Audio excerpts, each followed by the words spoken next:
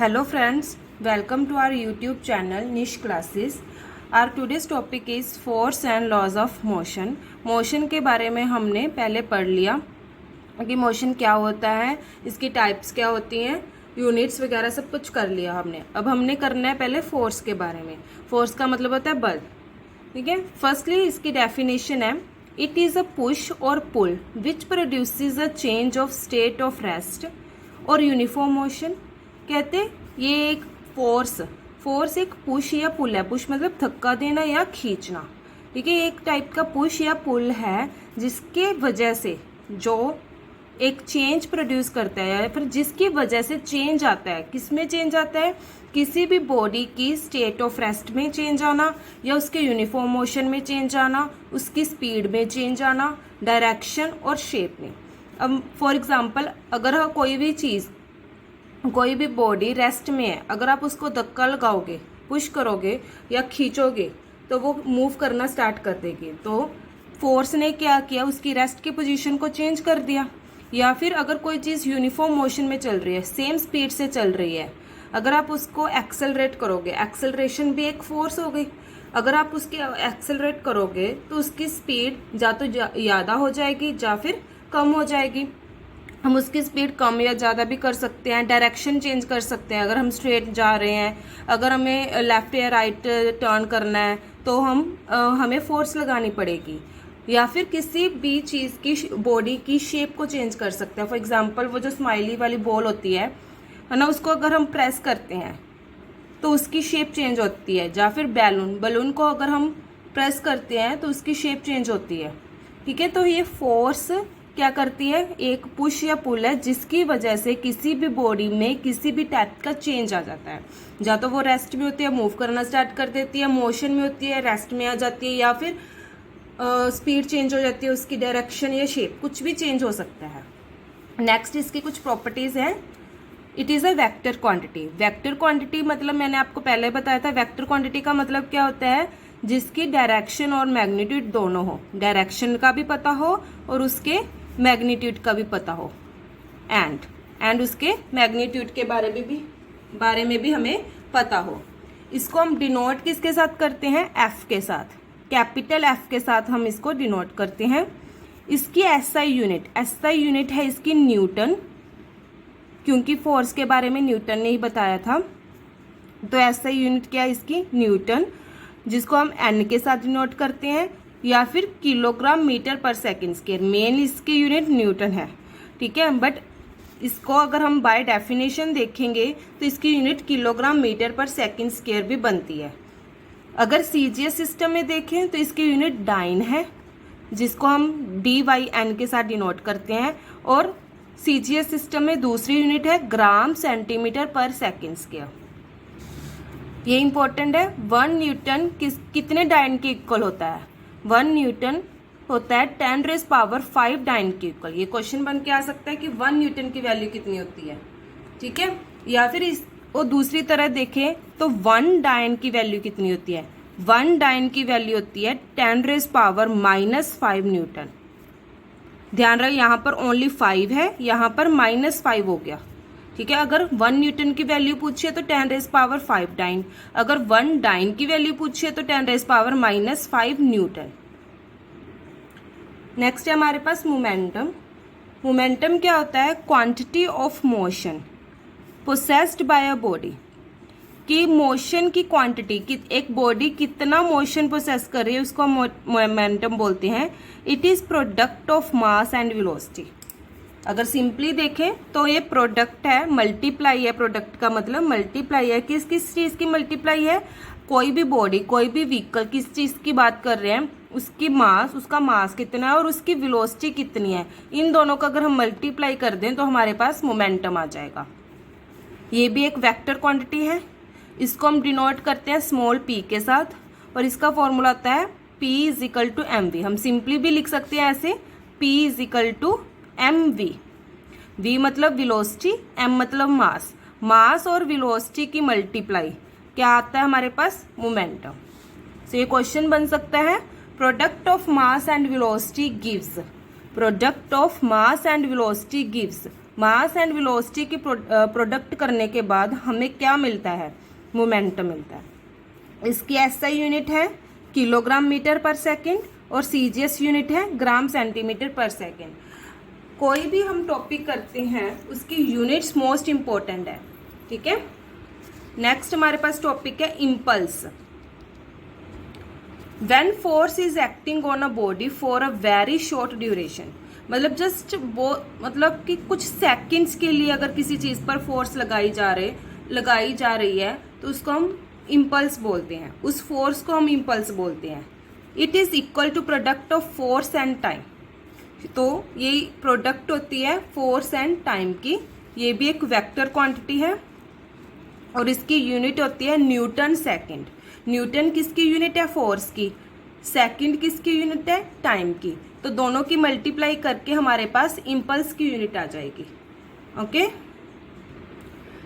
Next topic है inertia. It is the most important topic, inertia. It is property of the body.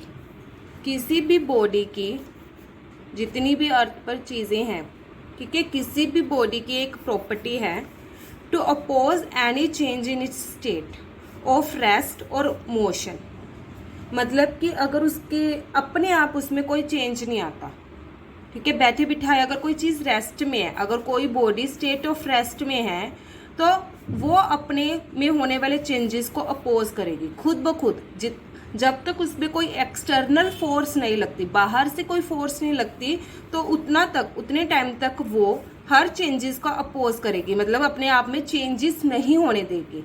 अगर वो uniform motion में है, जब तक हम बाहर से एक्सेलरेट नहीं करते उस बॉडी को, तब तक उसकी स्पीड यूनिफॉर्म ही रहेगी, ठीक है। तो ये इनर्शिया होता है कि कोई भी बॉडी अपने आप अगर रेस्ट में है तो अपने आप वो मूव नहीं करेगी, अगर वो यूनिफॉर्म मोशन में है तो अपने आप उसकी स्पीड चेंज नहीं होगी। Okay, so next most important, Newton's law. Newton's के 3 लॉ थे। First law of motion, Newton का फर्स्ट लॉ क्या कहता है, every body remains in the state of rest. Her body rest की स्टेट में रहना चाहती है और ऑफ यूनिफॉर्म मोशन, या फिर यूनिफॉर्म मोशन में ही रहना चाहती है, unless it is compelled by the external force. जब तक उसमें कोई एक्सटर्नल फोर्स नहीं लगाई जाती तो टू चेंज इट्स स्टेट, उसकी स्टेट को चेंज करने के लिए एक्सटर्नल फोर्स नहीं लगाई जाती, तब तक वो बॉडी या तो रेस्ट में रहेगी या फिर यूनिफॉर्म मोशन में रहेगी, ठीक है। न्यूटन्स लॉ ऑफ मोशन भी यही कहता है और जो इनर्शिया है वो भी यही है। सो इसलिए हम न्यूटन्स के फर्स्ट लॉ को लॉ ऑफ इनर्शिया भी कहते हैं। ये इंपॉर्टेंट है कि किस लॉ को हम लॉ ऑफ इनर्शिया कहते हैं, या फिर न्यूटन्स फर्स्ट लॉ का सेकंड नेम क्या है। न्यूटन्स फर्स्ट लॉ को हम लॉ ऑफ इनर्शिया कहते हैं, या फिर लॉ ऑफ इनर्शिया किस लॉ को कहते हैं। Newton's first law of motion को हम लॉ ऑफ इनर्शिया कहते हैं। सो ये यहाँ से 2 तरह के क्वेश्चन बन के आ सकती है। इम्पोर्टेंट है कि कोई भी चीज़ अपने आप अपनी स्टेट को चेंज नहीं करती जब तक उसके ऊपर एक्सटर्नल फोर्स नहीं लगाई जाती। Newton second law of motion, Newton second law of motion क्या कहता है, force acting on an object.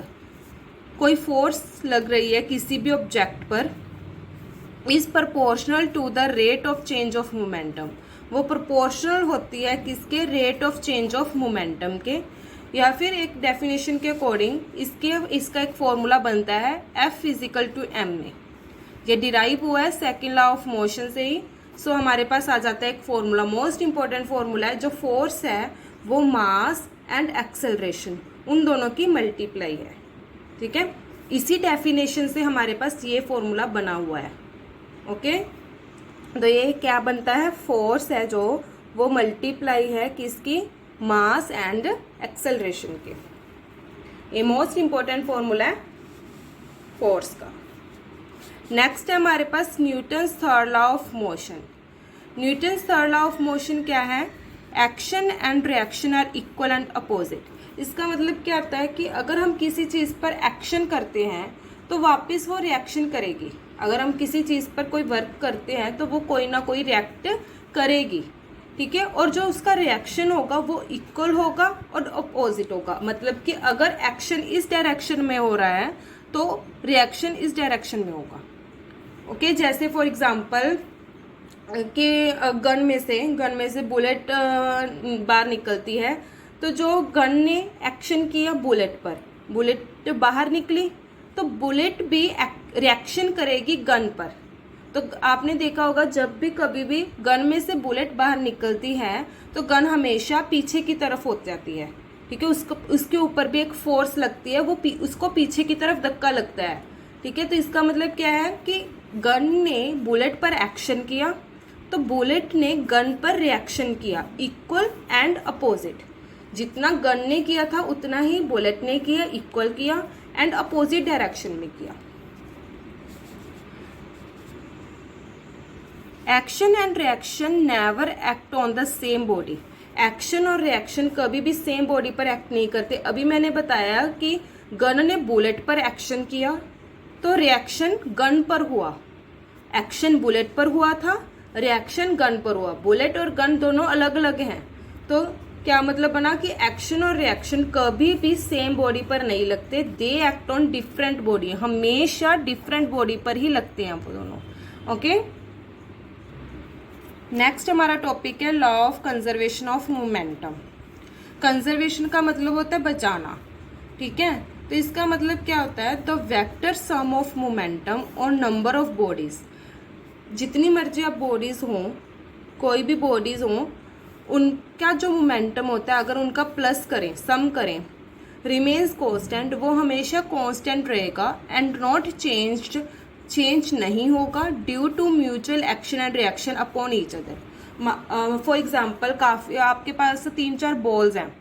ठीक है, उन 3-4 बॉल्स का आपस में जो पहले मोमेंटम था, ठीक है, सबका मिलाकर जो मोमेंटम था वो सेम रहेगा, कांस्टेंट रहेगा। अगर वो तीनों बॉल्स एक दूसरे के साथ कोलिजन करती हैं, एक दूसरे के साथ टकराती हैं, टकराने के बाद जो मोमेंटम आएगा वो सेम रहेगा। मतलब कि देखो जैसे 3 बॉल्स हैं, वो आपस में 2 बॉल्स ले लेते हैं, चलो 2 बॉल्स ले लेते हैं। यहाँ पर 2 बॉल्स हैं। इन दोनों बॉल्स का जो मोमेंटम है उसका प्लस इक्वल रहेगा। किसके इक्वल रहेगा, जब ये दोनों एक दूसरे के साथ टकराएंगी। ठीक है, फॉर एग्जांपल पहले ये इस डायरेक्शन में जा रही है और ये इस डायरेक्शन में जा रही है। ठीक है, तो इसका जो भी मोमेंटम होगा, ये इन दोनों के टक्कर होने के बाद, टकराने के बाद ये इस डायरेक्शन में चलने लगी और ये इस डायरेक्शन में चलने लगी। तो अब जो इनका मोमेंटम होगा वो सेम होगा। इन दोनों का मोमेंटम प्लस करके, इन दोनों का मोमेंटम प्लस करके दोनों क्या आएंगे, इक्वल आएंगे। यही law of conservation of momentum कह रहा है। ओके, सो देखो m1 u1 plus m2 u2, ये फर्स्ट बॉल का रिएक्शन मोमेंटम है, ये सेकेंड बॉल का मोमेंटम है कोलिजन से पहले। कोलिजन का मतलब है टकराने से पहले, कोलिजन से पहले इन दोनों का मोमेंटम है। ये फर्स्ट बॉल का मोमेंटम, ये सेकेंड बॉल का मोमेंटम कोलिजन के बाद, तो ये सेम आएगा, इक्वल आएगा ये हमेशा। नेक्स्ट है फोर्स ऑफ फ्रिक्शन। फ्रिक्शन का मतलब होता है ये एक रिपल्सिव फोर्स कह सकते हैं, या फिर मतलब फ्रिक्शन का मतलब होता है कि रुकावट, रोकना, अपोज करना, किसी चीज़ के मोशन का अपोज करना, उसको रोकना। ठीक है, फ्रिक्शन वो होता है। और फ्रिक्शन ये एक इम्पॉर्टेंट फोर्स है। अगर ये फ्रिक्शन ना होती तो अर्थ पर कुछ भी पॉसिबल ना होता, क्योंकि अगर हम वॉक करते हैं तो फ्रिक्शन की हेल्प से कर पाते हैं, हम लिख पाते हैं, जैसे अब लिख रहे हैं हम यहाँ पर, तो भी फ्रिक्शन की हेल्प से ही लिख पाते हैं। ठीक है, कुछ भी, मोस्ट ऑफ द थिंग्स जो होती हैं वो फ्रिक्शन की हेल्प से ही होती हैं। So the force which opposes the motion of one body over another body is called force of friction. कहते हैं एक फोर्स जो हमेशा अपोज करती है मोशन को, किसी एक बॉडी के मोशन को अपोज करती है ओवर अनदर बॉडी।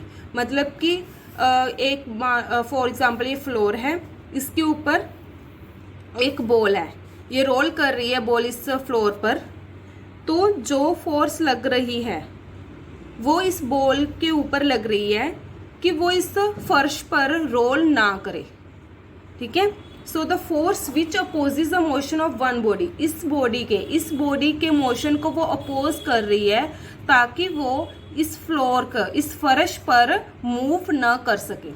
ठीक है, ये होती है force of friction. This force comes into play due to force of attraction between two surface.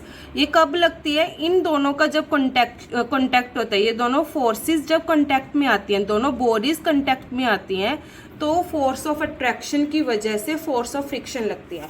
अगर यहाँ पर फोर्स ऑफ फ्रिक्शन ना होती तो ये बॉल कभी भी रुकती नहीं, ये चलती जाती कभी भी रुकती नहीं। जब रुकती है तो किसकी वजह से रुकती है? फोर्स ऑफ फ्रिक्शन की वजह से। अगर स्मूथ फर्श है, स्मूथ फर्श में फ्रिक्शन कम होगा रफ से, रफ फर्श का फ्रिक्शन ज़्यादा होगा स्मूथ फर्श से। ठीक है, हमेशा रफ फर्श है, आपका फ्लोर रफ है तो उसका फ्रिक्शन ज़्यादा होगा स्मूथ वाले से। अब आपने देखा होगा कि अगर कोई स्मूथ सरफेस होता है उस पर हम ज़्यादा फिसलते हैं रोड से।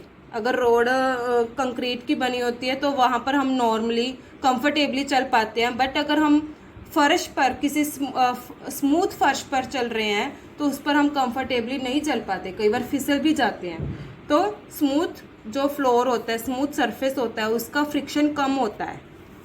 It is a self adjusting force. Important है कि ये सेल्फ एडजस्टिंग फोर्स है, ये अपने आप एडजस्ट होती है कि कितनी उस पर फोर्स लगानी है, किसी ऑब्जेक्ट पर कितनी फोर्स लगानी है, ये खुद अपने आप ही डिसाइड कर लेती है। ये सेल्फ एडजस्टिंग फोर्स होती है। नेक्स्ट टॉपिक नहीं है, पॉइंट है एक। Force is said to be 1 Newton. हम फोर्स को 1 न्यूटन कहेंगे। हमने कहा है ना कि फोर्स की यूनिट 1 न्यूटन होती है।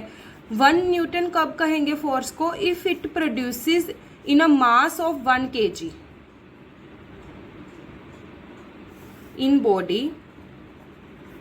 अगर किसी बॉडी में 1 kg का मास है एंड एक्सेलरेशन ऑफ 1 मीटर पर सेकेंड स्क्वायर, और उसमें एक्सेलरेशन कितना है?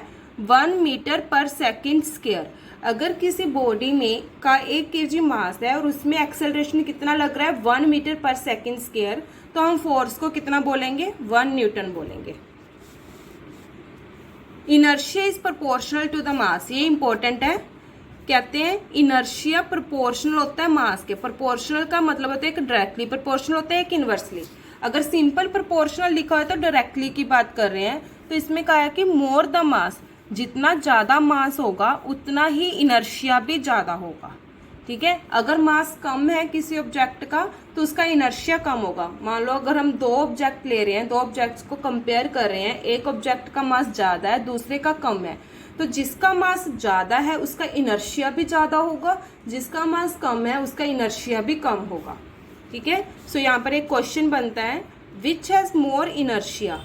2 एग्जाम्पल दी हुई हैं, उनमें से बताना है कि किसके पास इनर्शिया ज़्यादा है, रबड़ बॉल के पास या स्टोन के पास। अब रबड़ बॉल दी हुई है एक, हमें एक स्टोन दिया हुआ है। अब ये बताओ स्टोन का मास ज़्यादा होता है कि रबड़ बॉल का? ऑब्वियसली स्टोन का मास ज़्यादा है, सेम साइज में। ठीक है, सेम साइज दिया हुआ है, स्टोन का मास रबड़ से ज़्यादा होगा, तो इनर्शिया किसका ज़्यादा होगा? स्टोन का। Stone has more inertia, stone का इनर्शिया ज़्यादा होगा। सो यहाँ से कोई और एग्जाम्पल बन के आ सकती है। फॉर एग्जाम्पल अगर आपको आ सकता है कि एक तो आपके पास 5 रुपी कॉइन है, आपके पास 2 कॉइन है, एक तो है 5 रुपी कॉइन, दूसरा कॉइन है 1 रुपी कॉइन। तो किसका इनर्शिया ज़्यादा होगा? तो सिंपल सी बात है, 5 रुपी कॉइन वाले का इनर्शिया ज़्यादा होगा क्योंकि इसका मास ज़्यादा होता है 5 रुपी कॉइन का। ठीक है, नेक्स्ट टॉपिक है balanced force and unbalanced force. सबसे पहले बैलेंस्ड फोर्स। बैलेंस्ड फोर्स क्या होती है? If equal and opposite forces applied on body. किसी भी बॉडी पर इक्वल फोर्स लग रही है बट अपोजिट। मान लो ये कोई बॉडी है मेरे पास, ठीक है, कोई बॉक्स है, ये एक फोर्स इधर से लग रही है और एक फोर्स इधर से लग रही है, अपोजिट लग रही है, बट दोनों इक्वल है। ये भी 10 न्यूटन की है और ये भी 10 न्यूटन की है। ठीक है, दोनों फोर्सेस इक्वल हैं। तो क्या ये बॉक्स है जो मूव करेगा? रेस्ट पे है ये बॉक्स, तो ये बॉक्स मूव नहीं करेगा क्योंकि दोनों साइड से इक्वल फोर्स लग रही है। इक्वल फोर्स लग रही है तो मूवमेंट नहीं होगी। ठीक है। So if equal and opposite forces applied on body, किसी भी बॉडी पर इक्वल एंड अपोजिट फोर्स लग रही है, there is no additional motion, तो वहां पर कोई भी एक्स्ट्रा मोशन नहीं होगा। Such forces are balanced forces, तो इन फोर्सेस को हम बैलेंस्ड फोर्सेस बोलते हैं। क्या मतलब बना कि अगर कोई बॉडी रेस्ट में है तो हमेशा रेस्ट में रहेगी अगर बैलेंस्ड फोर्स लग रही है। अगर कोई बॉडी मूव कर रही है तो वो सेम वेलोसिटी के साथ ही मूव करती जाएगी, ठीक है। अगर बैलेंस्ड फोर्स लग रही है तो अगर कोई ऑब्जेक्ट रेस्ट में है तो हमेशा रेस्ट में ही रहेगा, अगर वो मूव कर रही है तो वो सेम वेलोसिटी के साथ ही मूव करती जाएगी। नेक्स्ट है अनबैलेंस्ड फोर्स। अनबैलेंस्ड फोर्स का मतलब क्या हो गया, if unequal and opposite forces, मान लो ये कोई बॉक्स है, एक फोर्स इधर से लग रही है और एक फोर्स इधर से, मैं इधर से 10 न्यूटन की फोर्स लगा रही हूँ और कोई यहाँ से 20 न्यूटन की फोर्स लगा रहा है। ऑब्वियसली ये फोर्स ज़्यादा लगा रहा है, इस साइड से फोर्स ज़्यादा लग रही है, तो जो बॉक्स है वो इस डायरेक्शन में मूव करेगा विद 10 न्यूटन की फोर्स के साथ। इनको माइनस कर दो क्योंकि अपोजिट फोर्सेस है, तो 10 न्यूटन की इधर लग रही है, 20 न्यूटन की इधर, तो दोनों का माइनस करके जो नेट फोर्स आएगी वो 10 न्यूटन की होगी। तो जो बॉक्स है वो इस डायरेक्शन में मूव करेगा 10 न्यूटन की फोर्स के साथ, क्योंकि इसी डायरेक्शन में फोर्स ज़्यादा लग रही है, ठीक है। सो ये होती है अनबैलेंस्ड फोर्स। आगे इनर्शिया की कुछ टाइप्स होती हैं, 3 टाइप्स होती हैं इनर्शिया की। 3 टाइप्स का इनर्शिया होता है, एक होता है रेस्ट वाला, एक मोशन का, इनर्शिया ऑफ डायरेक्शन का, ठीक है। तो जैसे मान लो कि आप कोई कारपेट को स्टिक के साथ बीट कर रहे हो, ठीक है, कारपेट झाड़ रहे हो, नॉर्मल लैंग्वेज में कहें तो डस्ट पार्टिकल्स नीचे गिरते हैं, तो वो due to rest, inertia of rest की वजह से नीचे गिरते हैं, क्योंकि डस्ट पार्टिकल्स तो रेस्ट में थे, पहले हमने कारपेट को मूव किया है, डस्ट पार्टिकल्स रेस्ट में ही रहना चाहते थे, इसीलिए इनर्शिया ऑफ रेस्ट की वजह से वो नीचे गिर जाते हैं। मोशन, इनर्शिया ऑफ मोशन, जैसे फॉर एग्जांपल हम बस में जा रहे हैं, ठीक है, जब बस चलती है तो हमें पीछे की तरफ झटका लगता है, ठीक है, तो यहाँ पर भी इनर्शिया ऑफ रेस्ट का हो गया, क्योंकि हमें पीछे की तरफ झटका लगा है, हम पहले रेस्ट में थे, हमारा अपर पार्ट रेस्ट में ही रहना चाहता है, तो ये भी इनर्शिया ऑफ रेस्ट हो गया। अगर कोई बस मूव कर रही है और एकदम रुक जाए, स्टॉप हो जाए, तो हमें आगे की तरफ झटका लगता है, क्यों, क्योंकि इनर्शिया ऑफ मोशन होता है, हमारी बॉडी मोशन में रहना चाहती है, बट बस तो रुक गई, सो इनर्शिया ऑफ मोशन की वजह से हमें आगे की तरफ झटका लगता है, ठीक है। नेक्स्ट है सेकेंड लॉ ऑफ मोशन की इम्पोर्टेंस क्या है, ये हमें क्या बताता है। So it gives us the measurement of force, क्योंकि मैंने बताया था F = ma, तो अगर हमें किसी ऑब्जेक्ट का मास पता है, किसी ऑब्जेक्ट का एक्सेलरेशन पता है, तो दोनों की मल्टीप्लाई करने के बाद हमारे पास फोर्स आ जाएगी, ठीक है। सो ये हमारा टॉपिक था जो force and laws of motion complete हो गया है। अगर मुझे कुछ और एक्स्ट्रा मिला इस टॉपिक में तो मैं आपको फिर करवा दूंगी, ठीक है। अगर आपको ये वीडियो अच्छी लगी तो लाइक, शेयर एंड कमेंट करिएगा और सब्सक्राइब करना मत भूलिएगा। Thank you.